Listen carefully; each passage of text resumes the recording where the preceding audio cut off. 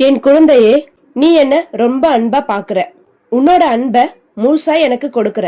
ஆனா நீதான் உன் மேல அன்பு இல்லாம இருக்க. தேவையில்லாத கவலைகளை பட்டுட்டு இருக்கீங்க.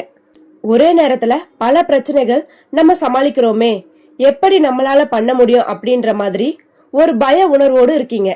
அதனால உங்களுக்கு அந்த பய உணர்வே உங்ககிட்ட இருந்து அந்த அன்பை நகர்த்திட்டு கோபத்தை வெளிப்படுத்துது.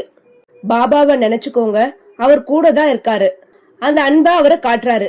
எந்த விஷயமா நீங்க ஒரு விஷயத்த நடத்தி காட்டணும்னு நினைச்சீங்கன்னா அந்த இடத்துல அன்பான ஒரு பார்வையோ அன்பான ஒரு வார்த்தையோ உங்களுக்கு அந்த இடத்துல சக்சஸ் பண்ணி கொடுத்துரும். சோ அப்பதான் நீங்க நிதானமா யோசிப்பீங்க, நிதானமான வார்த்தைகளை பேசுவீங்க.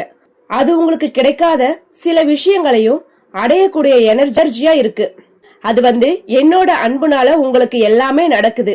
சோ பாபா கூட இருக்காருன்னு உங்களோட ஒவ்வொரு பிரச்சனைகளையும் லைனா சால்வ் பண்ணிட்டே வருவீங்க. பயம் வேண்டாம்.